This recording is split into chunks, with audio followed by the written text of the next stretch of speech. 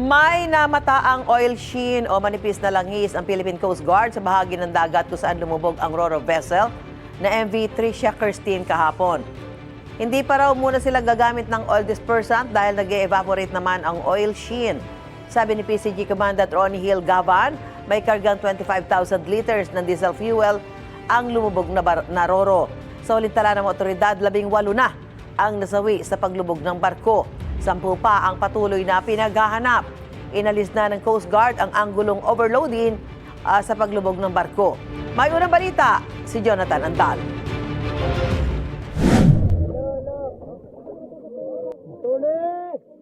Kanya-kanyang kapit sa mga pampalutang ang mga pasaherong ito habang humihingi ng saklolo sa gitna ng dilim sa gitna ng dagat. Ilan lang sila sa mga sakay ng MV Tricia Kirstine 3 na lumubog malapit sa Balok-Balok Island, Basilan.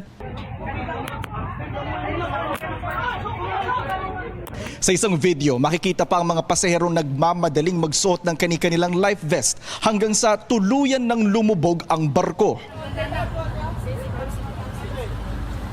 Agad namang rumisponde ang Philippine Coast Guard nang matanggap ang distress call. Isinakay ang mga nasagip na pasahero sa mga rescue vessel at dinala sa Isabela City Port, Jolo Port at Zamboanga City Port. Isa sa mga nakaligtas si Fatraliza. Biglang talaga yung nangyari, sir. Parang akala namin parang mag-stay lang yung yung pag-alogos. Bigla na natabingi.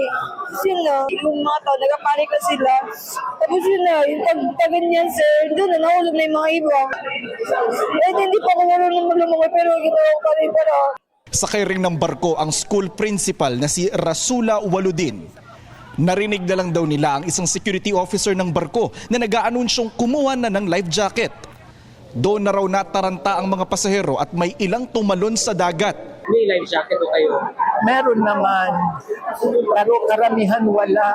Wala silang information na nagsabi na may nangyayari na tas ang sinabi lang nila, kuha kayo ng life jacket, palubog na yung barko. So nagpanikan lahat po sa ang tao sa itaas. Seconds lang. Seconds lang. 2 oras daw na nagpalutang-lutang sa dagat si Rasula bago dumating ang rescue. Nahiwalay rin daw siya sa mga kapwa-teacher. Nananawagan ako sa mga pamilya ko, huwag kayong mag-alala, dito na kami ligtas.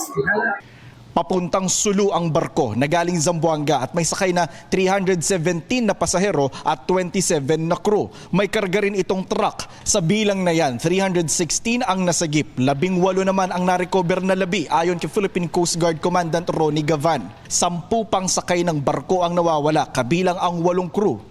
Nakalubog pa rin ang barko na tinatayang nasa lalim na 76 meters. Sa isang pahayag, sinabi ng may-ari ng barko na Allison Shipping Lines Incorporated na agad silang nag-activate ng quick response measures at nag-deploy ng mga sasakyang pandagat nang matanggap nila ang distress call. Nakikipag-ugnayan daw sila sa mga otoridad habang patuloy ang search and rescue operations. Nagpaabot din sila ng pakikiramay sa lahat ng sakay ng barko pati na sa mga pamilya nila. Iimbestigahan ng Philippine Coast Guard at Marina ang trahedya. Ayon kay PCG Commandant Gavan, ruled out na ang anggulong overloaded. Updated din daw ang passenger ship safety certificate ng barko hanggang October 2026. Ang titignan daw nila ay kung ano ang nangyari kasama na ang lagay ng panahon. Initial na nakita ang rason ay weather. Ayon sa mga opisyal ng Basilan, maayos naman daw ang panahon nang umalis ang barko sa pantalan. Base sa report na nakuha ng PCG at ni Basilan Governor Mujib Hataman, tumagilid ang barko sa pinasukan ng tubig. May nagsasabi rin daw na pinasok na ng tubig ang barko bago pa ito tumagilid. Mabilis din daw lumubog ang barko. Aalamin naman kung may sinalubong na malalaking alon ang barko. We use naman a systematic base of search and rescue approach. Kasama po yun yung pag-compute ng current sa area na yan. Yung lakas ng hangin din, so kasama yan.